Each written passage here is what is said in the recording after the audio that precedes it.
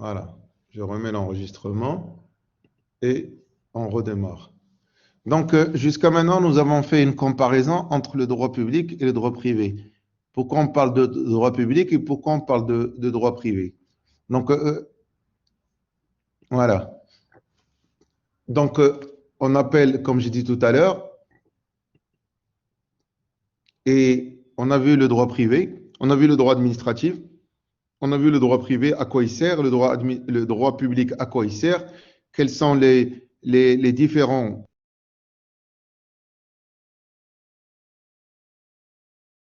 sert le droit privé.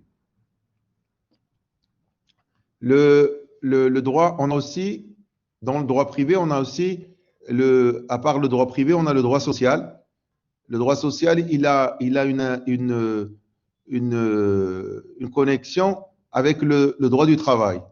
Qu'est-ce que ça veut dire? Le droit social, il traite les rapports entre les, entre les emplois. On peut dire droit social, c'est le droit qui régit les droits des individus dans la société, par exemple dans une entreprise, c'est-à-dire les employés, les gens qui travaillent. C'est-à-dire qu'il règle les relations entre ceux qui fournissent leur force de travail et ceux qui emploient cette force, c'est-à-dire entre un salarié et son patron. Donc, pour que le patron ne fasse de cet employé ce qu'il veut, il y a un droit qu'on appelle le droit de travail qui régit la relation entre l'employeur et l'employé. Le droit pénal est généralement rattaché au droit privé. Pourquoi? Car sa sanction dépend des juridictions judiciaires. Mais par nature, le droit pénal appartient plutôt au droit public en ce qu'il organise les rapports entre l'État et les individus. Il a pour objet de répression de comportements nuisibles à la société et à l'État. Donc nous avons un droit qui s'appelle le droit pénal, qui est le droit qui a la possibilité de sanctionner un individu si jamais il commet une faute. Et tout dépend de cette faute. Il y a des degrés de faute, comme je l'ai déjà expliqué dans la séance précédente. Le droit international. Oui, prenez la parole là, quand vous ouvrez, comme ça, on j'éteins. Le droit international. Le droit international privé. Al-Qanun Dawli Al-Khas peut être défini comme étant l'ensemble des normes et des principes reconnus par la communauté internationale qui organise des relations à l'échelle internationale, c'est-à-dire les rapports de droit opposant les États, les organisations internationales, les personnes morales de droit privé ou public et les personnes physiques issues d'États différents. En effet, à l'instar du droit national, pourquoi nous avons un droit international? Parce que vous pouvez contracter avec, par exemple, en tant qu'individu, avec un individu qui habite, par exemple, à l'étranger. Prenons un exemple, une société, par exemple, qui est installée en France, qui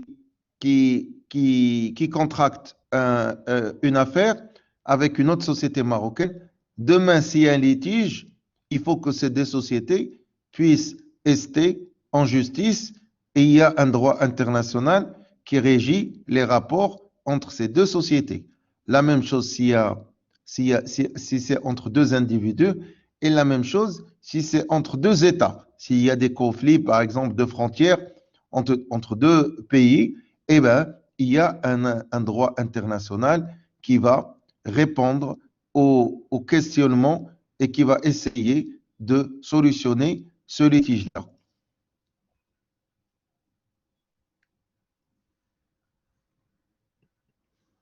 Le droit interne.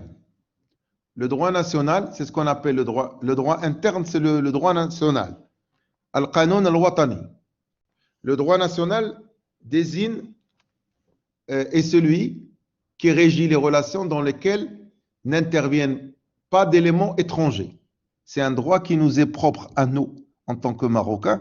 Chaque pays, il a un droit national qui lui est propre. Exemple, le contrat de vente d'une maison qui se trouve au Maroc entre Marocains et le prix payé au Maroc et aux monnaies marocaines. C'est-à-dire que c'est la loi du sol. La loi du sol, هي قانون الأرض فين كنعيشوا. Là où on vit. C'est ce qu'on appelle droit interne. Il n'y a aucun élément étranger dans les rapports juridiques que fera naître ce contrat de vente. Ces rapports relèvent donc du droit national. Tout ce qu'on fait au Maroc est régi par un droit national, quelle que soit la forme du contrat qu'on contracte.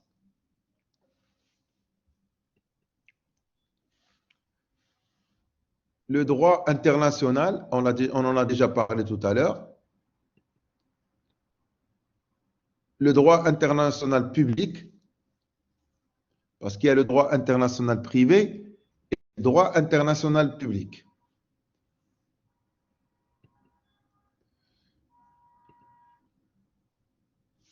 Alors, je vais vous donner un exemple. Un juge marocain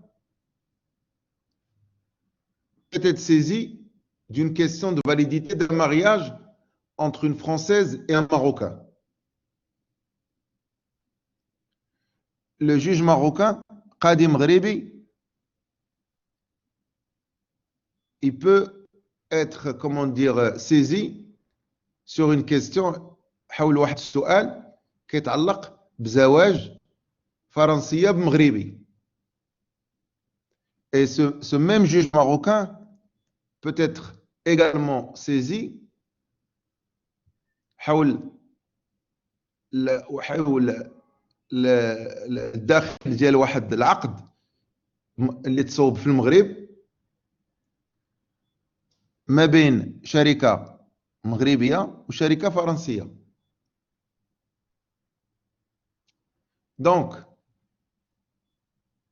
on va se poser la question, حتى نتوما غادي تطرحوا السؤال. L'acte de mariage entre Françaises et Marocains ou là entre Français et Marocaines, ou là le contrat liant la société marocaine et la société française, on va appliquer quelle loi? La réponse qui peut nous venir à l'esprit est de se dire, pourquoi pas le juge marocain? Ne soumettrait-il pas les différents litiges à la loi marocaine? Mais ne serait-il pas souhaitable que le juge applique la loi avec laquelle le litige présente le plus d'attaches? C'est-à-dire, si le problème se pose au Maroc, c'est la loi marocaine qui va primer pour trouver la solution à un mariage entre Marocains ou Marocaines et Français ou Françaises. Si le litige se trouve au Maroc, c'est la loi marocaine. Si le litige se trouve en France, c'est la loi française. Quelle que soit la nationalité, c'est la nationalité du sol. Qui dit la nationalité du sol nous rend à prendre en considération la loi, le droit interne, le droit national de ce sol. Donc, si la situation posée pour le contrat de mariage est au Maroc, c'est la loi du sol, c'est le droit interne, c'est le droit national, donc c'est le droit marocain. Et même chose pour le litige entre les deux sociétés. Il faut aller vers déterminer dans un premier temps le sol. Quelle est la nationalité du sol? Et à chaque sol est rattaché un droit national. D'accord? Vous avez compris? Oui, monsieur. Le contenu du droit objectif. Il y a des domaines du droit qui échappent à la méthode conflictuelle, notamment le droit administratif, le droit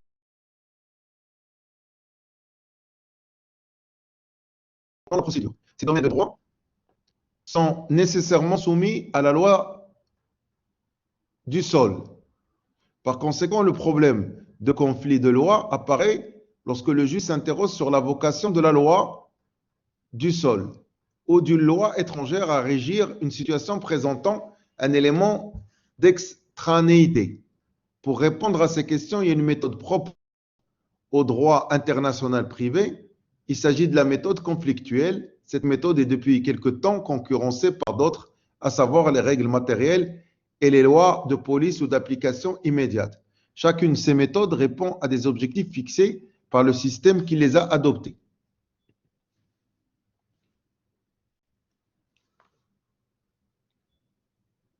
Donc, là se termine l'axe premier. Ce que je vous demande, c'est de retenir les concepts et les définitions. C'est tout ce que je vous demande. D'accord? Ne rentrez pas dans le fond. Il faut connaître qu'est-ce qu'un droit administratif, quelle est la différence entre un droit privé et un droit public, par exemple. Quelle est la définition d'un droit objectif? Quelle est la définition d'un droit subjectif? C'est ce qu'il faut retenir. D'accord? Oui, monsieur. Donc, nous passons à l'axe 2 que je vais vous envoyer tout à l'heure. Les sources du droit objectif. Monsieur, ce PDF, il est dans l'UNT? Non. Je vous envoie axe par axe. Jusqu'à maintenant, je vous ai envoyé l'axe premier. Oui. Je vais vous envoyer l'axe 2. On va le Comment? démarrer là. Comment? Vous pouvez parler.